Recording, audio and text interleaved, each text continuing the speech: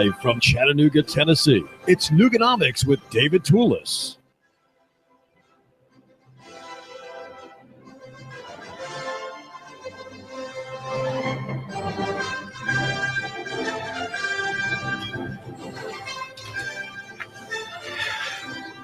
There is a spat that has broken into the press on Signal Mountain between two neighbors. One is Jason Taylor and his wife Honey, who live in one fine house. He is a media mogul. He's the former president of the Chattanooga Times and Free Press, and now works for a newspaper chain and is publisher, I believe, of a newspaper in Las Vegas. A very successful entrepreneur, worker in the media field. He brought the Times Free Press through the disastrous fall in the economy in 2007 and 8. And on the other side of the property line is a couple, Lois and Kelli Lentine.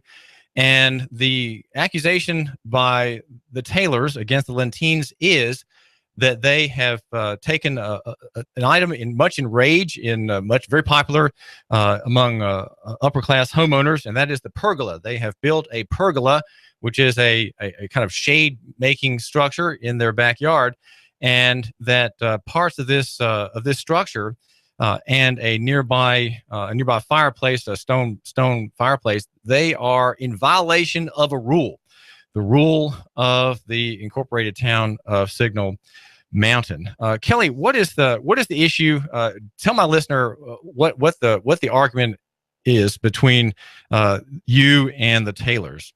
Well, I just want to start off by saying that we had never had any arguments with the Taylors. They were actually our friends. As a matter of fact, such good friends that when they moved to Las Vegas, they brought over their key and the code to their home to have me watch over their home. So I don't want this to start off as two neighbors feuding, because we really weren't feuding before this happened. I am very much into gardening, and I love my yard to be a beautiful showpiece. That's something I'm very passionate about. I do some gardening, and I even have a gardener. So I spend a lot of time and effort creating a beautiful oasis in my home backyard. And I do feel that it's my backyard, and I have that right as an American citizen and homeowner to be able to do that sort of thing in my backyard.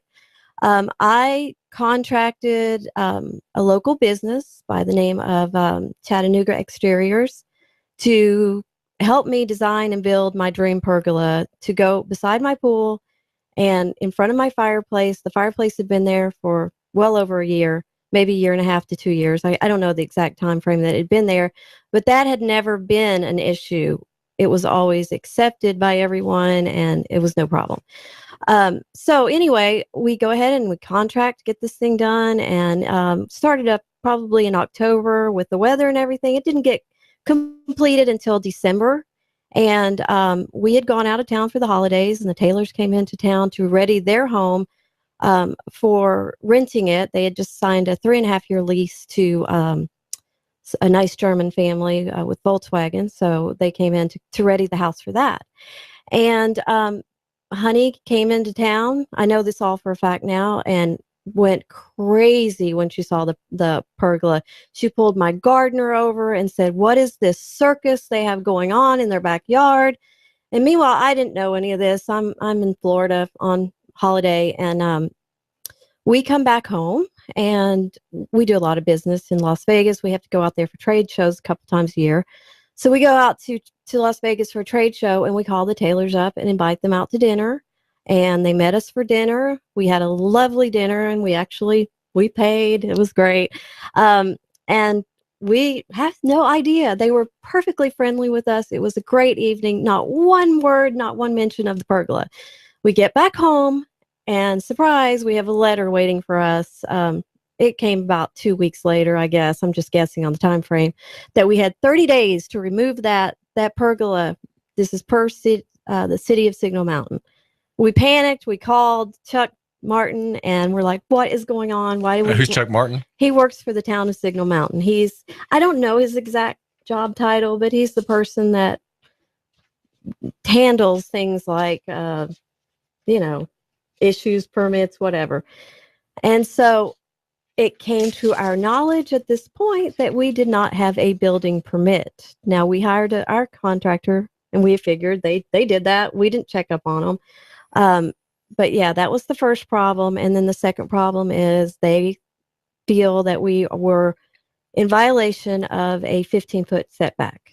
What does that mean? That means that if you have a property line, you have to be 15 feet between you and your neighbor. You have any kind of structure needs to be 15 feet. And a swing set would not be a structure, but a pergola would be. It depends. Like if there's some really elaborate swing sets out there. I'm sure you've seen them where they probably even have some that are concreted into the ground to keep the wind from blowing them over because they're so massive. And we have those in our neighborhood. So, that's another issue. This is opening Pandora's box. I just digress for a moment, but there are tree houses in our neighborhood built into trees, elaborate tree houses. There are other pergolas. There are elaborate swing sets and fireplaces, and people in my neighborhood have things in their backyard. That's what they do. I mean, it is their backyard. That's how I see it. But anyway, I was getting back to the story of how we found out that there was a problem. So we decided that we wanted to go to the zoning board and ask for a variance. We weren't even sure we were going to have to do this. We had to purchase a very expensive survey. The surveyors had to come out and measure everything. And they did find that we were the actual pilings. There's 4 poles. One of the poles was a foot over, but the little overhang at the top of the pergola was 2 feet. So they have to go with that. So it was 2 feet over the 15. So we needed to ask the town of Signal Mountain to please give us a variance of 2 feet so we could keep our pergola. You're effectively asking for forgiveness. Asking for forgiveness, right. You should have done it ahead of time, but now that it's already done and you were unawares, your contractor did not do his detail there, you are asking for forgiveness. Yes, and I do want to tell you... What you're saying is a harmless offense. Exactly. I do want to tell you, I cannot speak highly enough about Chattanooga Exteriors. They have been incredible. It was an error, an internal error. They are very sorry about it. And I just want to say that they are incredible. They created my dream pergola, and they are a very good company. So what happened was then when we go to the meeting. Now, is this a meeting that was reported on by Judy Frank about 3 or 4 days ago in Chattanoogan.com? Yes. Oh, and let me tell you this. We did go to our neighborhood. I actually sit on the board of the neighborhood, St. Ives community, and we have a separate board. It's an architectural board, and I was approved by the architectural board for my structure. That's important matter there, because that's the neighborhood portion of it. But they don't have jurisdiction on any kind of variances in the town of Signal Mountain or zoning issues. So that's where Signal Mountain comes in. Okay, Signal Mountain, we had our hearing, and it was quite a circus show, let me tell you. Because what happened? Okay, we sit down with our attorney. We did hire an attorney to represent us. When we walk into the room, you would not believe the number of neighbors who showed up to support me, because we have taken a house that was in foreclosure that sat empty for years, that was a jungle, and we created this beautiful masterpiece. And we have brought value to our neighborhood. And they were there to tell me, and the lady that lives across the pond from me, she's the one that really sees it. We live on a retention pond. And she's the one that really sees my pergola. She sent me a letter thanking me for changing her view and making it gorgeous. And several neighbors got up in support of what we had done and what we're doing, and we're not bad people, and we'd never intended to hurt the Taylors in any way whatsoever. We would never do that. And so the meeting was quite interesting. People got up, people told their story, and unbeknownst to us, Jason Taylor was actually at the meeting, but he was slouched in the back with a baseball cap on. And once his attorney got up and spoke, the meeting came to an end when they do the adjournment. And then Jason got up after the meeting was over and started speaking. And that in itself goes against the proper way that a meeting should be conducted. You can't come in and speak after the adjournment, after the decisions have been made. And then the ultimate slap in the face is the fireplace had been there for years. The Taylors used to have dinner with us. They loved our fireplace, no issue with our fireplace. We had beautiful barbecues and dinners, and I have pictures with them in front of the fireplace, actually. No problem. But for some reason, they decided not only to ask us to move the pergola, but to also move the fireplace or take it down, whichever. Which probably weighs 2 or 3 tons. It's a stone fireplace. It has a very high central arch in which the main the main burning area is, and then 2 side like little altars, inset places. Are those just decorative for ornaments and sculptures, or is that part of the fireplace as well? That those side. Well, they're actually entries. used to stack, decoratively stack wood. This is David Tulis, and caller, you're live on the air with Kelli Lentine of Signal Mountain and David Tulis on AM 1240 Hot News Talk Radio. What's on your mind? Typical issue of overreaching, overburdensome government. And it's been my position for 40 years that zoning is illegal and unconstitutional. It's either your property or it's not. And why would you need to ask permission from government to put something on your property unless it's affecting the health, safety, and welfare of others? And if it's not affecting health, safety, and welfare, like a gas station next door, they have no authority. And I believe that's how you should fight this, is by where's your authority to tell me I can't have a fireplace on my property unless you want to pay my property taxes and mortgages, bud. And if you don't take that position, everything becomes an opinion of the government as to whether or not you should or shouldn't have something. So my opinion is take a more forceful position and let them show authority and jurisdiction over you. All right, that the comment there from a very distinctly libertarian perspective, Kelli Lentine. What happened at the end of the meeting? What was decided?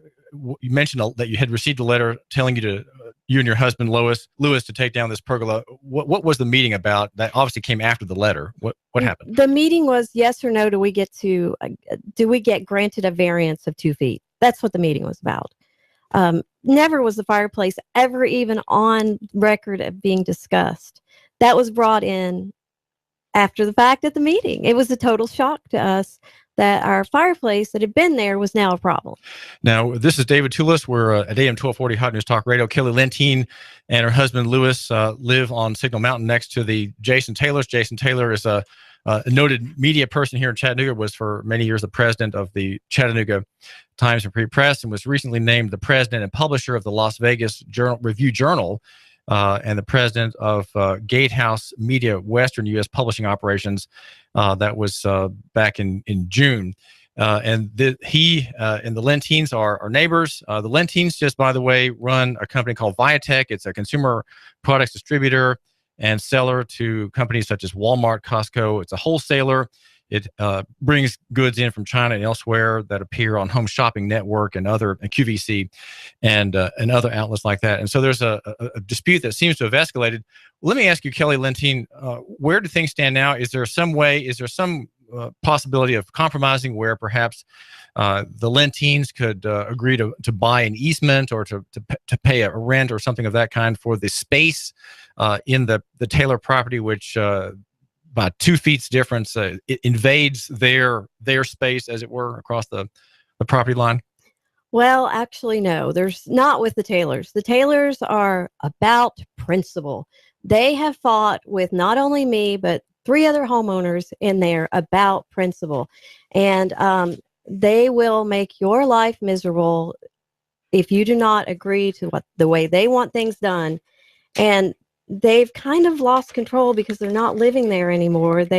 I could give you many stories. If you want to talk about other issues, the people that built my house, they're in an ongoing lawsuit with the Taylors. As a matter of fact, let me just give you this little tidbit. We purchased this home as a foreclosure. And you moved here, you and your husband moved here from Orlando in 2010? Yes. And that's when you purchased the house? Well, no, we didn't purchase it until 2013. We looked and looked and looked for the perfect house. And our realtor, Jay Robinson, who's an incredible realtor, he probably showed us 50 houses before we settled on this house. And I walked in that house. So you're the picky ones too. Oh, well, when it comes to real estate, it's your investment. It is your life. Your home is your life with your family. And my realtor, Jay Robinson, probably showed us 50 houses. And so now you picked one, the neighbors to the Taylors, and you have 3 sons. Kelli, you and Lois have 3 sons. Their ages 11, 14, and 15. One is in public school, and 2 are at Macaulay. So, Right. All right. So I had suggested the idea of an easement. What does John Anderson, your attorney, say about things in that direction? That would be a way of ending this, not having to take down a beautiful piece of work at great expense to the builder. Our attorney is prepared to take it to the next level. We have 30 days to decide what our next move is, and we are weighing our options right now. But I wanted to finish telling you the story of purchasing the home. When we purchased our home, we had to get approval from Jason Taylor to even buy the house because he had it tied up in lawsuits. The bank could not even sell the house until Jason agreed to let us purchase it by giving him $25,000. And we wanted the house so badly that we wrote him a check for $25,000.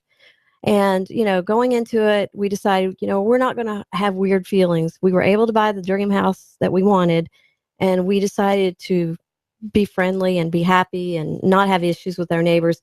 And up until this point, we've never had an issue with them. Well, what other points are of value for my listener, Kelli Lentine, on this dispute? What are there some principles involved here?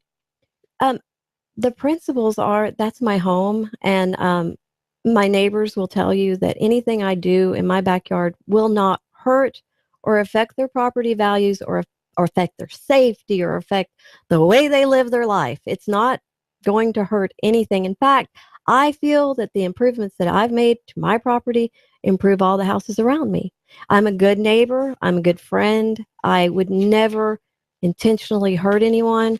And I do not believe that my pergola in any way affects the Taylors. It doesn't block their view because we have pie-shaped lots. What is going to block the view is the line of green giant trees that they put down the property line because they're enormous. They grow 2 feet a year, and soon they're not going to be able to see anything anyway because, that's what they did. And that in itself, if you go look in the bylaws of Signal Mountain, you're not allowed to plant hedges that go between properties. Well, I don't know if that's a Signal Mountain thing or if it's the bylaws of our neighborhood, but I've read that, and soon those things are going to be gigantic. Well, what would you propose that your side, Kelli Lentine, could offer in the way of compromise? Where are areas of compromise in this dispute, which is it seems to be fairly civil thus far, but I don't see any compromise. I really don't, because they will never ever consider giving the 2-foot variance. It's over. The town's already, we're going to have to take it to the next level. That's the only way we can. Well, to save yourself and to save your contractor from having to tear down the work, you have to just appeal in court. Then that would be from the Board of Zoning in Signal Mountain to Chancery Court, probably. That's correct. The Court of Equity. That's correct. And what would be your claim there? What grounds do you have to stand on? I really am preparing my case right now, and I can't discuss that. I've got to prepare for a court case. So at this point, I can't discuss my strategies. This is David Tulis. We have tried to reach Jason Taylor, my former boss, you might say, at the newspaper where I worked for 24 years. I sent him an email and a text, and I left a voice message just before we went on the air, inviting him to come on and discuss with you, my listener, the dispute that he is having with Lois and Kelli Lentine. We're talking with his neighbor here, the wife of his neighbor. Kelli Lentine's a mom of 3 children. The Lentines are entrepreneurs. They run a business that produces and sells goods to retailers. Now, Kelli, what else would be of interest to this to my listener to hear about the details of this conflict? Well, my property has been in an ongoing dispute with the Taylors from the day it was constructed, and the lady who built my home, Mary McLean, and her husband. They're in a court case right now, so she cannot speak on her behalf, but I would really love for you, once this is settled, to let her tell her story, because I sat down and read for the first time that case, and I got a sick feeling in my stomach for what that woman went through. She lost her dream. Now, was that a case versus the Taylors? And Vision Homes. Yeah, there's 3 parties involved. And if you really want to read an amazing case, that's that's an amazing case.